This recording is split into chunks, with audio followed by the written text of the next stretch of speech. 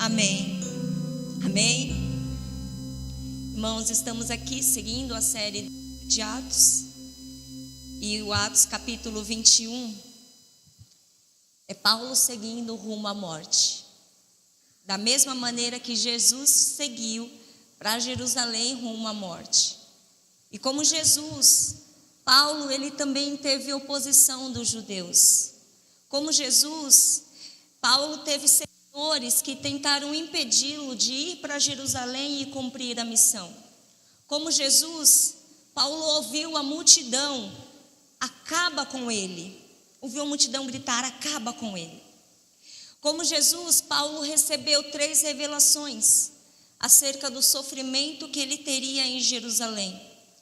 E como Jesus, Paulo declarou que estava pronto para morrer. Paulo declarou que estava pronto para entregar a sua vida por amor a Jesus. Paulo era um homem, assim como eu e você, irmãos. Porque se eu falo só de Jesus, você fala, mas eu não sou Jesus. Mas Deus é tão perfeito que Ele levantou um homem para passar pelas coisas parecidas por Jesus, para mostrar para mim e para você que se Ele conseguiu, nós também conseguiremos. Amém? E por que Paulo conseguiu? Porque ele tinha um alvo. O alvo do apóstolo Paulo era viver para Jesus. Quando o Senhor o encontrou na estrada para Damasco, ele entendeu que a partir dali, a vida dele não pertencia mais a ele.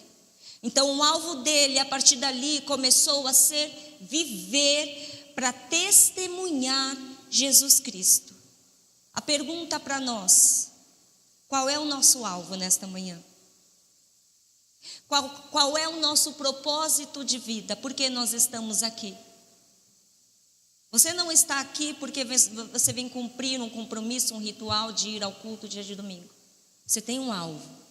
O nosso alvo precisa ser testemunhar Jesus Cristo. Amém?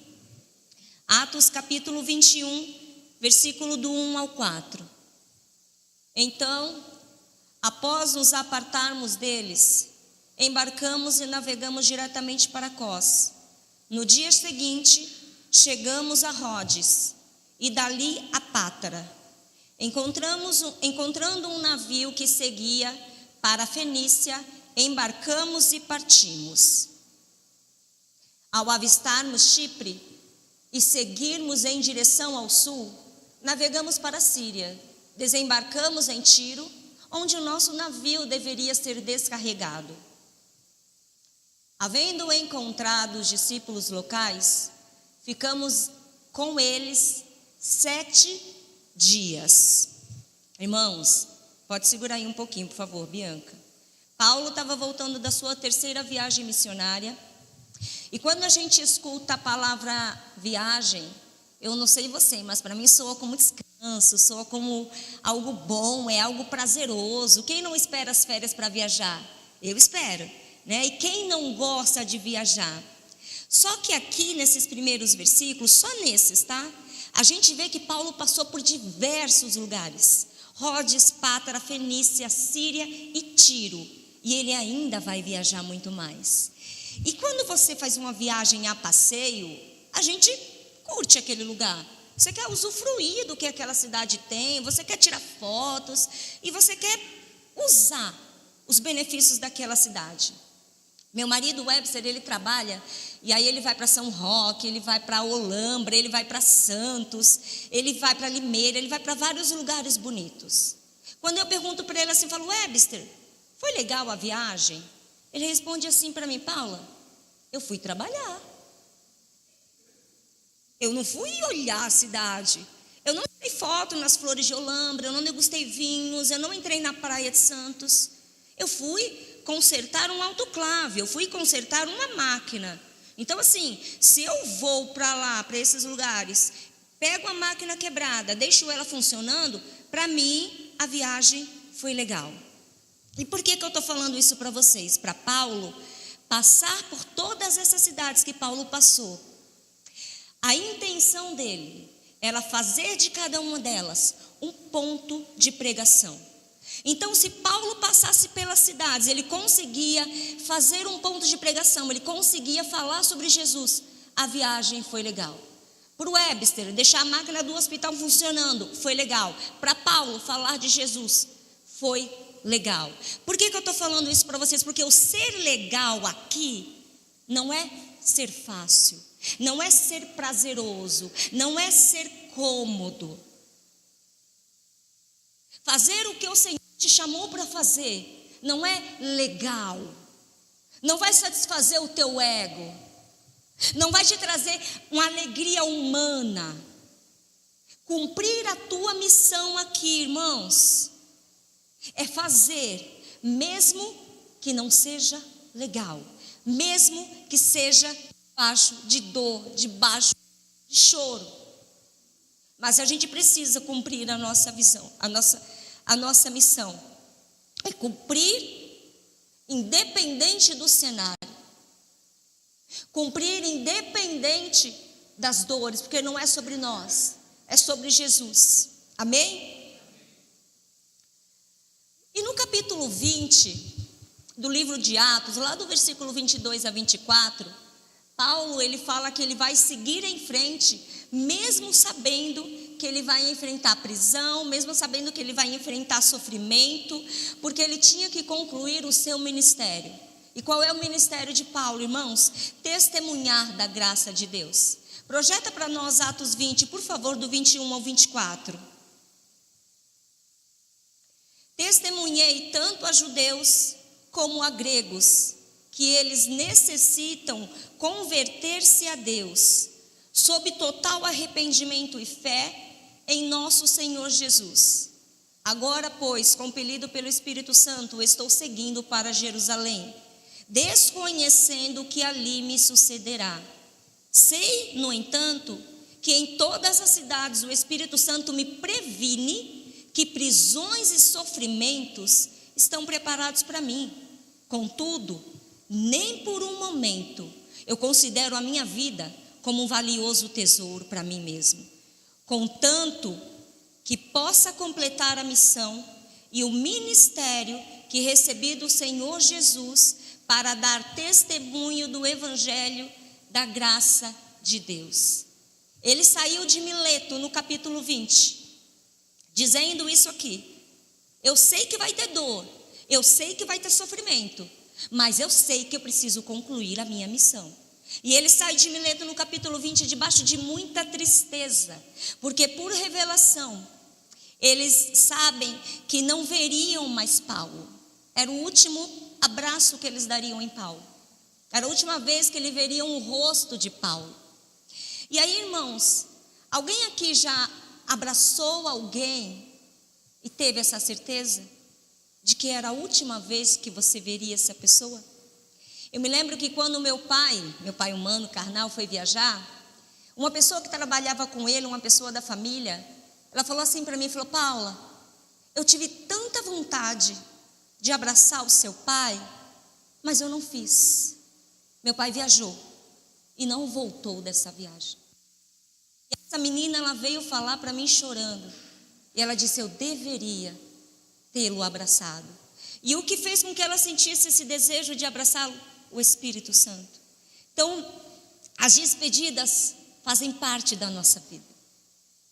Um dia a gente vai se despedir das pessoas, seja para ir para outra cidade, seja porque o Senhor vai recolher, seja porque o teu filho você vai ter que enviar, mas a gente vai precisar lidar com as despedidas.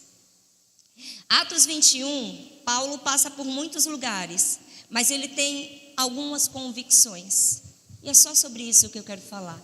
3 certezas, 3 convicções que Paulo tem viajando, passando por essas cidades, no capítulo 21. Primeiro, a convicção que Paulo tinha, e a convicção que nós precisamos ter ao fazer aquilo que o Senhor nos chama para fazer, que ele estava debaixo da direção do Espírito Santo. Atos capítulo 21, versículo 4, a parte B diz assim: e eles pelo Espírito recomendavam a Paulo que não seguisse para Jerusalém. Paulo chega em Tiro, Paulo encontra os irmãos, e os irmãos falam mais ou menos assim: Paulo, não vai para Jerusalém, lá não tem coisa boa para você. E como é que os irmãos sabiam? Pelo Espírito, o mesmo Espírito que revelou para Paulo lá no capítulo 20. Você vai ter dias difíceis, você vai passar por prisão, você vai passar por sofrimento, mas em momento nenhum o Espírito Santo diz: não vá. Em momento nenhum o Espírito Santo diz: você vai morrer, por isso fique aqui onde você está, poupe a sua vida, cuide da sua vida. Ele não diz. A revelação de que viriam dias difíceis era do Espírito. O não vá era acréscimo do homem, era sentimento humano. Só que Paulo tinha convicção, Paulo tinha aquela certeza dentro dele, de que era a vontade de Deus, e ele se sentia compelido pelo Espírito, de que ele deveria seguir rumo ao seu destino, rumo a Jerusalém. Mateus capítulo 20, versículo 17. Um outro exemplo aqui. Jesus estava então pronto para subir para Jerusalém, quando chamou à parte os seus 12 discípulos e lhes falou: agora estamos subindo para Jerusalém, e o Filho do Homem será entregue aos chefes dos sacerdotes e aos escribas. Eles o condenarão à morte e o entregarão aos gentios para ser zombado, torturado e crucificado, mas ao terceiro dia ele será ressuscitado. Assim como Paulo, Jesus sabia também que em Jerusalém ele teria dor, mas ambos estavam debaixo de uma direção. Ambos sabiam que aquele sofrimento era parte do plano. Jesus teve todos os seus passos dirigidos pelo Espírito Santo, assim como Paulo também, após encontrar o Senhor na estrada para Damasco. Jesus foi concebido pelo Espírito Santo. Jesus foi cheio do Espírito Santo. Lá em Lucas 3, quando o Espírito Santo desce sobre ele e fala: tu és o meu filho amado por quem eu me comprazo. Quando ele é batizado, a Bíblia diz que Jesus é pleno, cheio do Espírito Santo. E Jesus se valia disso. O tempo todo o Senhor subia para consultar a voz do Senhor. Jesus subia para os montes, Jesus fazia jejuns, Jesus orava. Ele consultava o Espírito Santo. A pergunta para mim e para você: quem está guiando os nossos passos? A aplicação para nós nesta manhã: quem está guiando a nossa vida? Irmão, cristão não deve ser guiado por impressão.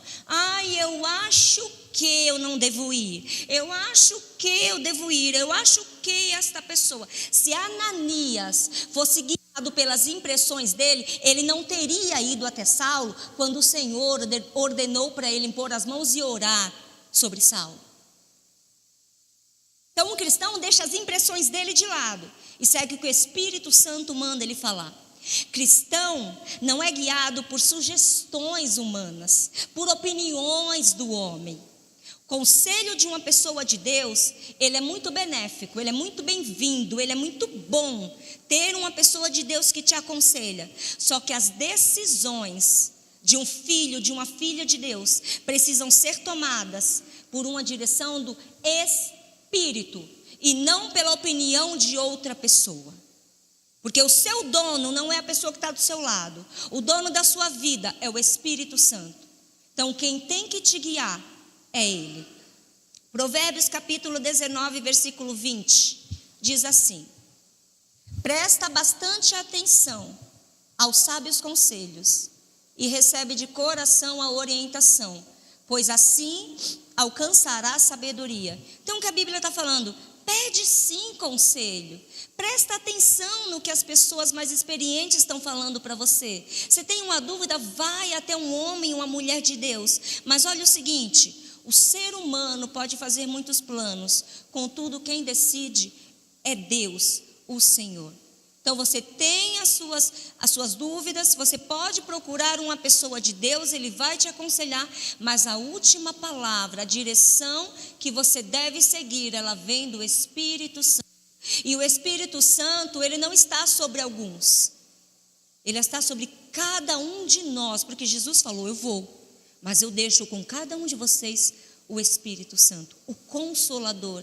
Então, cada um de nós tem o Espírito Santo habitando em nós, para nos direcionar, para nos exortar, para fazer aquilo que o homem não consegue fazer. Amém? Eu vivi isso recentemente, irmãos. Eu passei por uma experiência na minha família, e a gente precisou tomar uma decisão em família, né? E aí a minha mãe tomou uma decisão em que eu e as minhas irmãs, a gente não concordou. Não vai ser assim, né? A gente vai fazer de tal jeito, você não vai falar, mãe, deixa que a gente conduz tudo, você está errada, você está querendo ser boazinha, enfim, você vai se prejudicar. Essas foram as nossas palavras. Aí a minha mãe, e eu batia de frente com a minha mãe, você não vai, eu sou aquelas que tomam a frente. Você não vai, mãe. Minha mãe chegou para mim e ela falou assim, Paula, eu sei porque eu estou fazendo. Eu sei quem foi que me mandou tomar esta decisão. Foi o próprio Deus que falou que eu deveria fazer assim. Então não me importa o que vocês pensam, não me importa se vocês vão falar que eu sou boba, não me importa se vocês vão falar isso, que vocês vão falar aquilo. Eu sei porque eu estou tomando esta decisão. Na hora que ela me disse isso, eu me calei, porque eu pensei, quem sou eu na vida da minha mãe diante de Deus? Quem sou eu para tomar as decisões sobre os passos da vida da minha mãe? Do mesmo jeito que eu sou filha, guiada pelo Espírito, ela também é. E a partir de então, eu larguei as mãos. Se é Deus que está mandando, faz.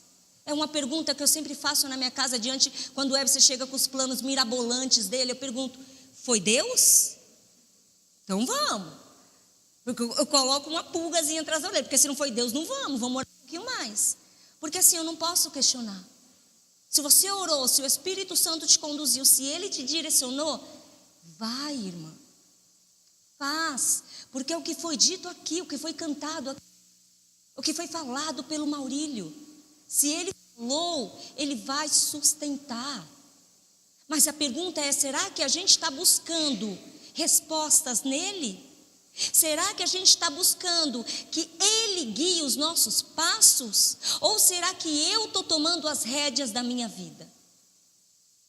Ou será que eu decido o que fazer com a minha vida? Irmãos, não ia falar isso não, mas vou falar.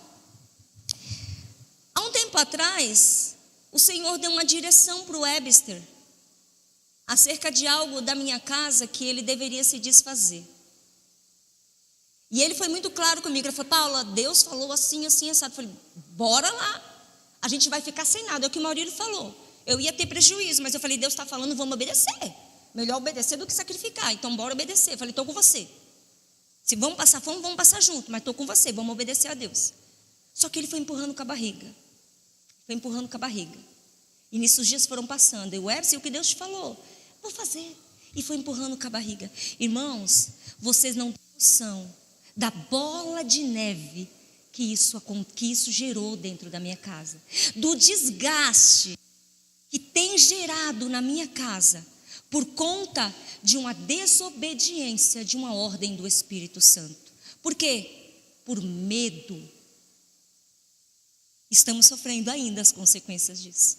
Mas agora sim, eu falei para ele, quando a gente não obedece, quando a gente não para, o Espírito Santo nos para e nos obriga a obedecer. Porque a vontade de Deus, ela prevalece, ela não cai por terra. O que Ele falou vai acontecer. E em breve eu vou testemunhar aqui. Segunda certeza que Paulo tinha na vida dele, em relação a essas viagens, era sobre a missão dele. Atos capítulo 20, versículo 7, diz assim: concluída a nossa viagem de Tiro, acho que é 21 então, desculpa, isso, é 21. Concluída a nossa viagem de Tiro, chegamos a Ptolemaida. E depois de saudar a todos os irmãos, passamos o dia com eles. Partindo no dia seguinte, fomos para Cesareia. Ali chegamos e fomos recebidos na casa de Filipe, o evangelista, que que era um dos 7. E ele tinha 4 filhas que profetizavam. Irmãos, deixa eu abrir um adendo aqui, a gente já fala de missão, tá? Felipe, um dos 7 diáconos, escolhido lá em Atos 6 para cuidar das viúvas. Felipe, aquele que em Atos 8 pregava e todo mundo prestava atenção nele. Felipe, que evangelizou o eunuco em Atos 8, este homem tinha 4 filhas que tinham um ministério profético. Eu me perguntei, por que nenhuma delas falou nada para Paulo sobre o que viria em Jerusalém? Porque se elas profetizavam, por que elas não falaram para Paulo?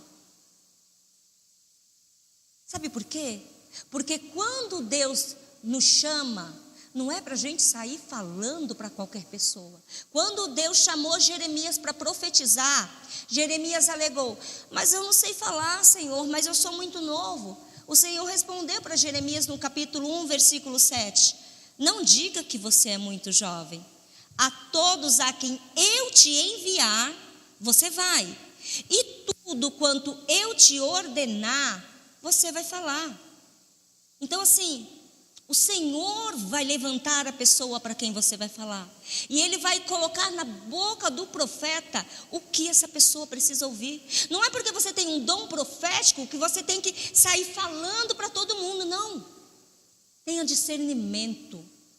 Elas não saíram querendo fazer, querendo profetizar. Esses dias eu estava conversando com uma pessoa sobre dom profético, e essa pessoa ela falou assim para mim: tem gente que vai profetizar e diz assim: eis que te digo de mim mesmo. Que profecia é essa? A profecia não vem do homem, a profecia ela vem de Deus. Sabe, profetizar o óbvio? A pessoa está ali com a aliança na mão direita, a mão de noivado. Aí a pessoa: eis que te digo de mim mesmo que você vai casar e será muito feliz. A pessoa está lutando por isso. Que profecia é essa? Foi o Senhor que mandou? Se não mandou, não vá. Se não foi Ele que colocou as palavras, não fale. Sabe, irmãos, esses dias eu estava lá embaixo, esperando uma pessoa para fazer discipulado, e fazendo vários questionamentos para Deus. Estava igual a Abacuque. Por quê? Por quê? Por quê? Igualzinho a Abacuque quando iniciou o livro. E subi, sem respostas do Senhor, cheia de questionamentos na minha mente. O Senhor me pegou ali no portão ali do café, na porta do café. Um irmão fica sentado, como eu e você sentamos aí. O irmão Anaraldo. E ele chegou para mim do nada, mal me deu a paz. Já chegou. O Senhor mandou te dizer isso. Todos os meus questionamentos que eu havia feito lá embaixo, o Senhor usou um irmão, o Anaraldo, para dar todas as respostas para mim. Isso não veio do homem. Eu não tinha aberto para ele, eu não tinha aberto para ninguém. Tinha acabado de falar com Deus, subi. E o Senhor estava preparando uma pessoa para tratar estes questionamentos que eu tinha feito com ele. Então, voltando para o texto, o Espírito Santo, ele poderia ter usado uma das filhas de Felipe? Sim, poderia. Só que veio um profeta de fora, veio Ágabo. E aí, Ágabo, eu quero fazer um outro adendo também sobre Ágabo. Eu estava comentando com o Webster, que Ágabo era o profeta das coisas ruins, né? Ele profetizou que ia ter fome, ele profetizou aqui que Paulo ia morrer. Quem quer esse lugar? Normalmente as pessoas querem profetizar, tudo vai dar certo. Olha, aquele plano que está no seu coração, o Senhor já está para realizar. Agora, profetizar assim, profetizar debaixo de lágrimas como Jeremias, aí sim eu digo que é Deus. Aí sim eu digo que é Deus. Então o profeta vem, o Ágabo, pega o cinto de Paulo, amarra nas suas próprias mãos e nos seus próprios pés, no versículo 11, e fala assim: assim diz o Espírito Santo. Ele não diz assim diz Ágabo, assim eu digo para você. Assim diz o Espírito Santo: desta maneira os judeus em Jerusalém amarrarão um homem a quem pertence este cinto e o entregarão nas mãos dos gentios. Essa profecia é verdadeira. Ela se cumpre lá no versículo 31 ao 36. Paulo é algemado, uma mão com um soldado, a outra mão com outro, exatamente como aconteceu aqui, preso, né? Sofre demais. Então assim, essa revelação, essa profecia era verdadeira, mas o versículo 12, ele é humano. Quando os amigos de Paulo escutam isso, eles suplicam a Paulo: não vá para Jerusalém. E não era por maldade, irmãos, era porque eles amavam Paulo. Sabe, aqui a gente precisa tomar muito cuidado, porque às vezes o sentimento nos impede de fazer a vontade do Senhor. Por exemplo, esses irmãos que estão em missões, se não tivessem a certeza do chamado deles, a saudade dos parentes, saudade dos irmãos, a saudade da igreja, às vezes o choro dos irmãos, como aconteceu com Paulo, impedisse eles de seguir rumo ao propósito que Deus tinha para eles. Então a gente precisa tomar muito cuidado, é igual com o filho. A gente precisa enviar o filho. Às vezes o filho quer mudar de país, o filho quer ir para uma outra cidade, e a gente está tão apegado com ele, que a gente não quer deixar. Mas espera aí, vamos consultar o Espírito Santo. É da vontade dele? Deixa aí, porque o Senhor vai cuidar, porque o Senhor vai proteger, porque é da vontade do Senhor que ele vá. E Paulo tinha essa certeza. Com Jesus não foi diferente. Quando ele estava falando para os discípulos que ele ia para Jerusalém, que ele ia sofrer também, que ele ia ser crucificado, mas que ele ia ressuscitar no terceiro dia, Pedro chama ele de canto. E cuidado com esse de canto, irmãos. Um exemplo para nós. Pedro fala assim: não, Jesus, isso não vai acontecer com o Senhor. Até parece, parafraseando, que nós vamos deixar isso acontecer. O que Jesus faz? Repreende Pedro: para trás de mim, Satanás. Porque era a missão de Jesus. Porque tanto para Jesus quanto para Paulo, o sofrimento fazia parte do processo, fazia parte da missão. As revelações, os alertas do Espírito Santo, irmãos, não tinham como objetivo impedir Jesus e impedir Paulo de seguir. Quando você recebe uma profecia às vezes dura, que não é o que você não quer ouvir, não é para você parar. O Espírito Santo estava tratando eles com o intuito de prepará-los para a missão. Eu estava ali, adorando ao Senhor, e eu tinha tomado uma decisão acerca dos próximos dias, e o Senhor falou para mim: você não vai. Você vai passar por humilhação, mas você não vai fazer o que você quer. Eu gostaria de ouvir? Não. Fiquei feliz em ouvir? Não. Mas ao mesmo tempo que eu ouvi, você vai permanecer. Você vai passar, porque é necessário. Eu busquei forças no Senhor e eu disse: se o Senhor está dizendo que eu vou passar dias difíceis, mas eu sei que o Senhor estará comigo. Eu sei que quando eu afundar como Pedro afundou, o Senhor vai me puxar pela mão. Eu sei que quando eu estiver na fornalha, o Senhor estará comigo e o fogo não vai me queimar. Eu sei que se eu for jogada diante dos leões, eles não vão tocar em um fio de cabelo meu. Eu sei que quando eu chegar e não ver saída, o Senhor vai abrir o mar para mim. Porque o mesmo Deus do passado é o Deus de hoje, irmãos. E se Ele manda você fazer algo, faça. Porque tem tudo a ver com Ele.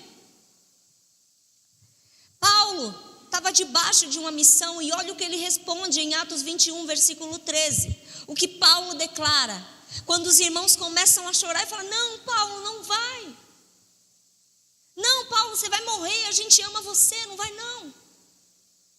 A tristeza do outro, se você não tomar cuidado, te entristece também. Normalmente num velório, quando a gente vê alguém chorando, a gente chora também.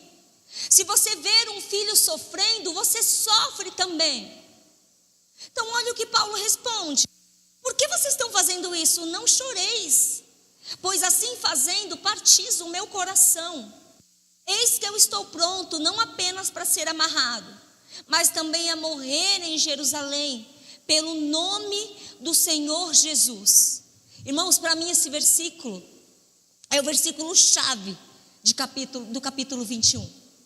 Porque Paulo sofreu, a gente sabe do sofrimento de Paulo, porque Paulo foi preso, Paulo já tinha sofrido demais, mas Paulo fala assim: para de chorar, é necessário que eu vá para lá, porque eu tenho uma missão. Sabe o que eu vejo aqui, irmãos? Uma pessoa completamente entregue à vontade de Deus, uma pessoa disposta a sofrer e até morrer pelo evangelho. O que Paulo está falando? Eu sei de onde eu vim, eu sei por que eu estou fazendo e eu sei para onde eu vou. Irmão, a morte aqui não é só física. Por que Paulo falou assim: eu vou para Jerusalém nem que seja para morrer? Porque na estrada para Damasco ele já tinha morrido, para ele mesmo. Pergunta para nós: quantos cristãos ainda estão vivos? Quanto cristão ainda tem a carne gritando dentro dele? Paulo já estava morto. Paulo, quando ele ficou cego, ele entendeu que tudo que ele estava fazendo era errado e que a partir dali, tudo que ele fizesse era para glorificar o nome do Senhor. Gálatas 1, versículo 11, Paulo fala assim: caros irmãos, eu quero que saibais que o evangelho por mim ensinado não é de origem humana, porquanto eu não recebi de pessoa alguma, nem me foi doutrinado. Ao contrário, eu recebi diretamente de Jesus Cristo por revelação. O que é isso aqui? Certeza da missão. Paulo sabia quem ele era, sabia por que ele estava fazendo e sabia para onde ele ia. Certeza da missão. João capítulo 8, versículo 14, Jesus falando para o povo: ainda que eu testifique de mim mesmo, o meu testemunho é verdadeiro, pois sei de onde eu vim e para onde vou. Não importa o que vocês pensem.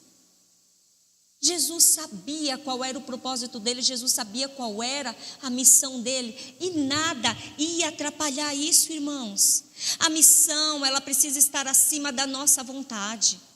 A missão precisa estar ligada à vontade de Deus. Não fazemos o que queremos, o Felipe falou, não cantamos o que queremos. Tudo que a gente faz, irmãos, precisa estar ligado com a vontade de Deus.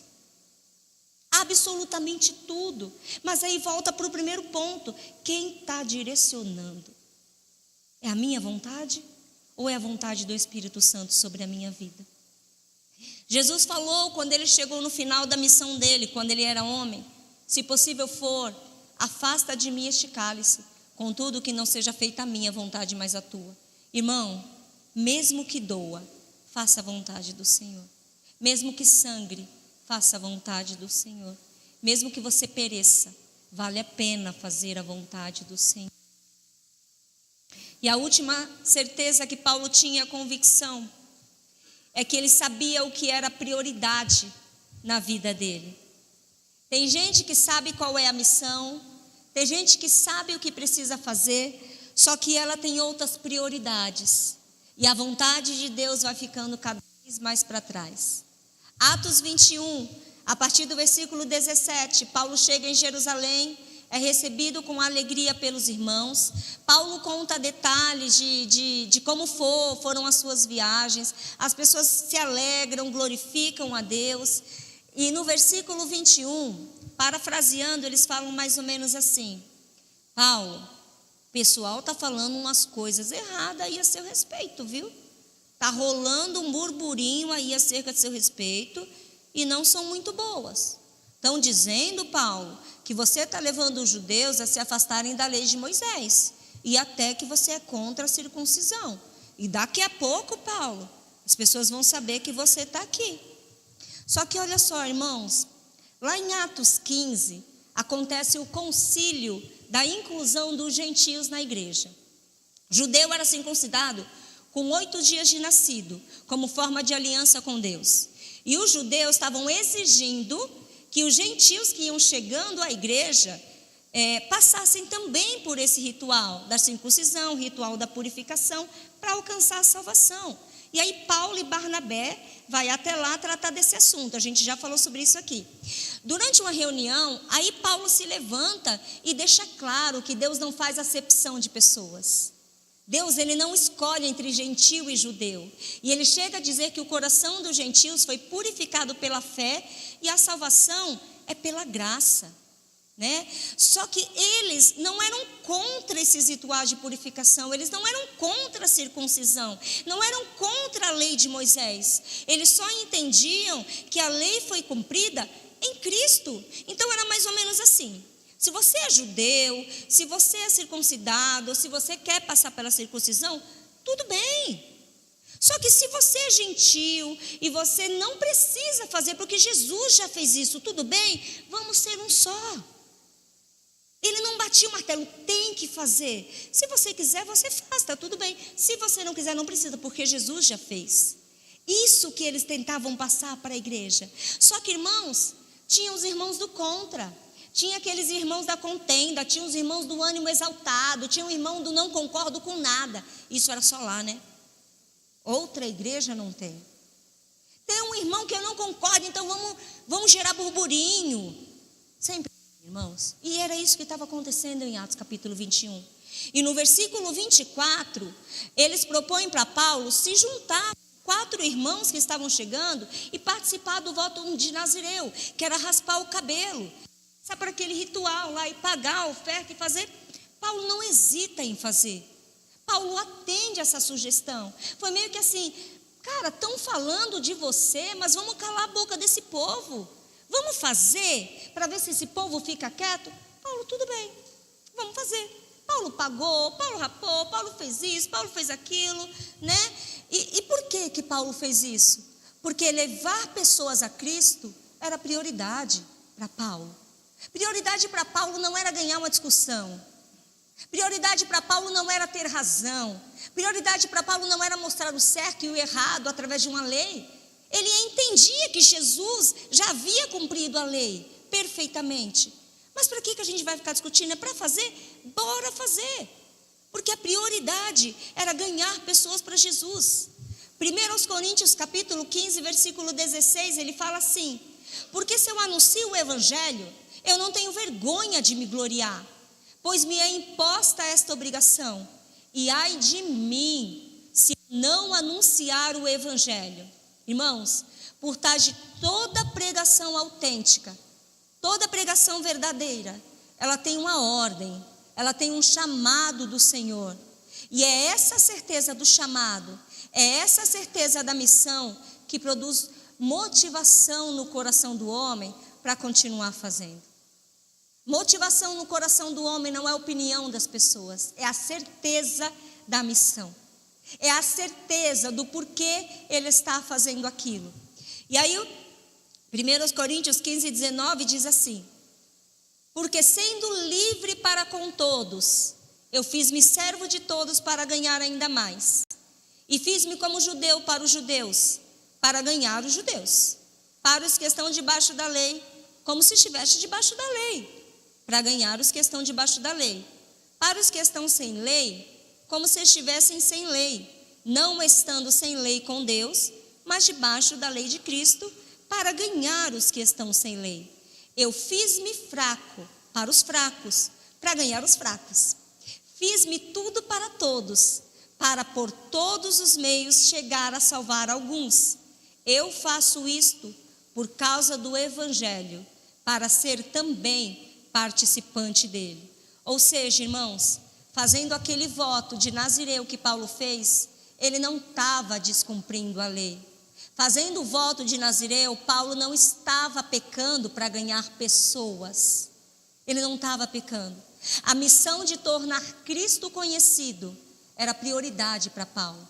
Então tem que fazer? Vamos fazer. Quando algo é prioridade para nós, a gente faz qualquer coisa que seja lícito, claro, em prol do reino de Deus. E Jesus, o tempo todo, ele apontou para o que era prioridade: o reino. Ele diz: buscai primeiro o reino de Deus. E o que é buscar o reino, irmãos? É buscar os valores de Deus, é buscar os princípios da palavra, é priorizar o que o Espírito Santo fala ao nosso coração, é buscar a presença, é buscar respostas do Espírito Santo. E, irmãos, tudo em nós precisa estar disponível para Deus, absolutamente tudo. A nossa boca, se o Senhor mandar falar, fale. Os nossos ouvidos, se o Senhor te colocar para ouvir a história de alguém, ouça. Se é para ouvir alguém pregando, ouça. O nosso dinheiro, se Ele mandar entregar, entregue. O nosso tempo precisa estar à disposição do Senhor. A nossa vida. O apóstolo Paulo fala, quando ele escreve para a igreja da Galácia: já não vivo mais eu, Cristo vive em mim. A minha vida não me pertence. Ela precisa estar à disposição do reino, precisa estar à disposição do Senhor. Muitas vezes, irmãos, a gente está à disposição do patrão. Muitas vezes a gente está à disposição do amigo, o amigo liga, alô, de madrugada. Muitas vezes a gente está à disposição do marido, da esposa, do filho. E glória a Deus. É lícito, é bom, é necessário estar à disposição das pessoas.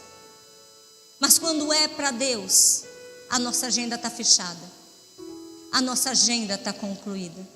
Estamos disponíveis para pessoas, estamos disponíveis para coisas, mas para Deus, ela já está fechada. E eu quero concluir, irmãos, lendo Filipenses capítulo 3, versículo 7.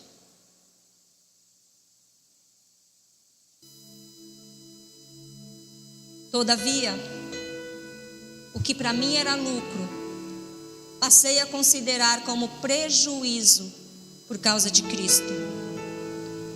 O encontro de Jesus com Saulo, na estrada para Damasco, em Atos 9, ele transformou tudo na vida de Paulo. Não foi uma transformação fingida, não foi uma transformação exterior. A transformação foi de dentro para fora. Paulo mudou os valores que ele tinha. Paulo mudou a visão que ele tinha dele mesmo e dos outros. De uma pessoa autossuficiente, arrogante e egocêntrico, ele foi convertido num servo humilde, amoroso e completamente cristocêntrico.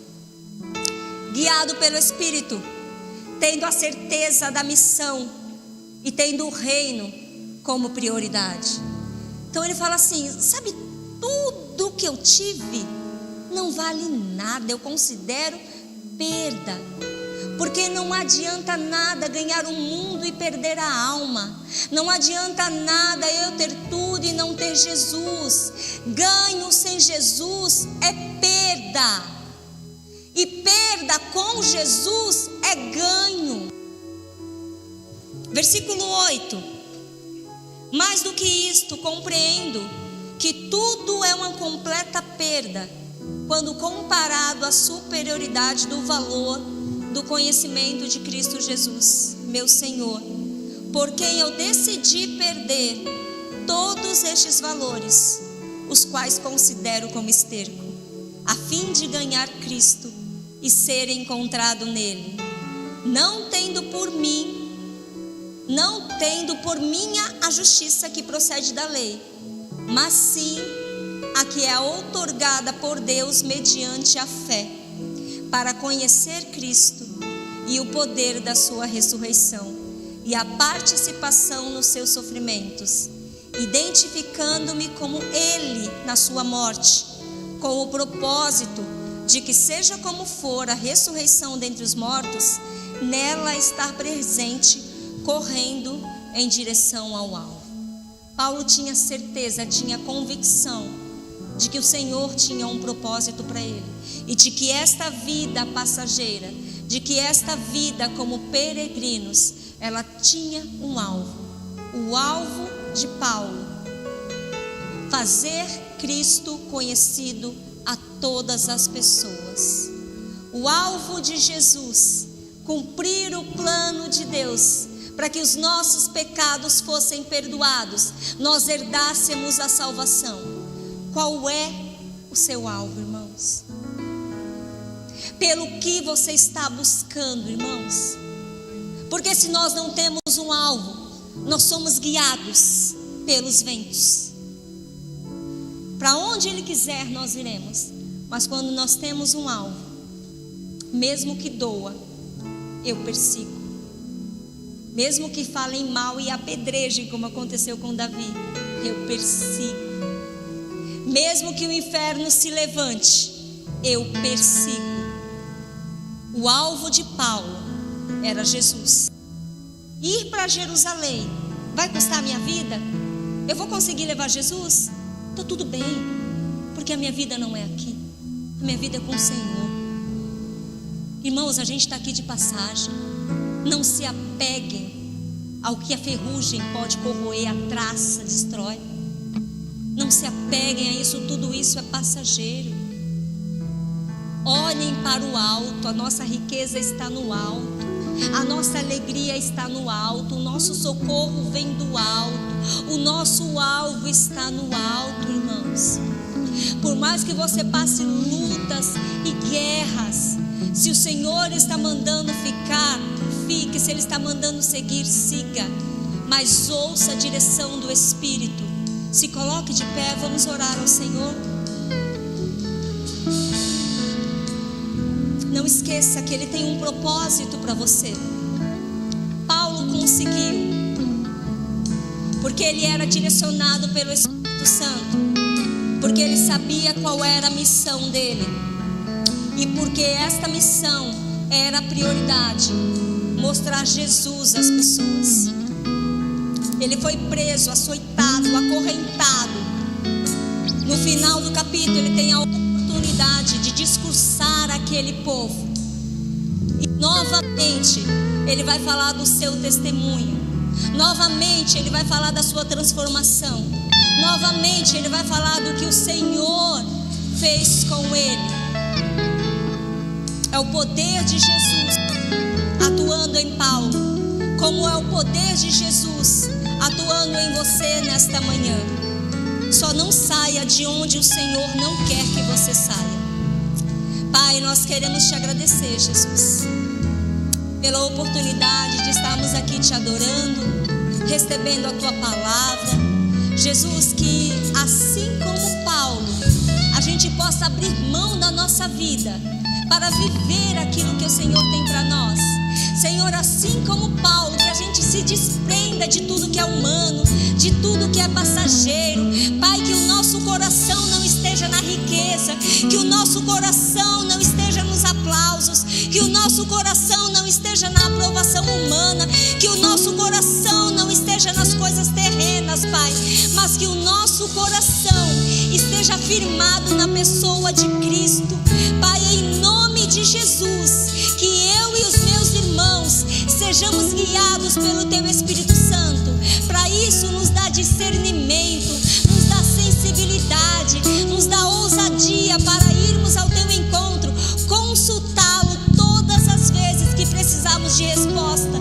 Porque muitas vezes, Senhor, nós buscamos a Tua voz, buscamos as Suas respostas, mas calamos ela diante das nossas vozes, Pai, porque nós limitamos a Tua forma de falar.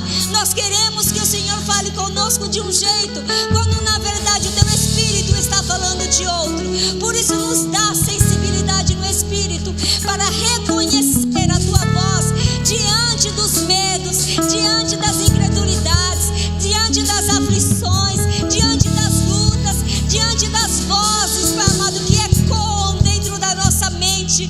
Nos dá essa sensibilidade, Jesus, para ouvir a voz do Teu Espírito Santo, Pai.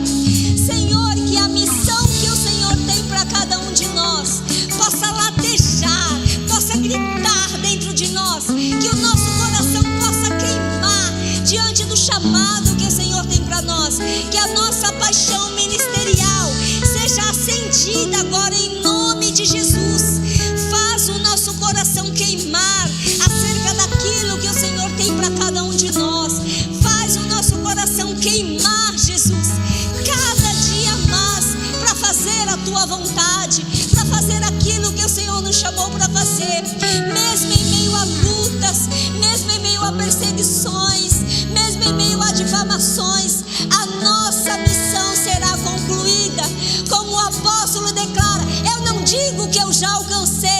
mas eu busco, eu caminho, eu prossigo rumo ao alvo, rumo àquilo que o Senhor tem para cada um de nós, Pai.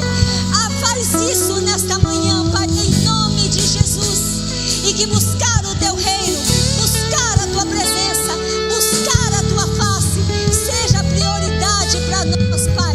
Que a gente deixe as lutas, que a gente não olhe para as guerras, que a gente não olhe para as dificuldades, mas que a gente olhe para o alvo, que a gente olhe para o alto, que a gente olhe para Jesus, que é o autor e consumador da nossa fé, que a gente olhe para Cristo, que é aquele que nos escolheu para estarmos aqui em todo tempo.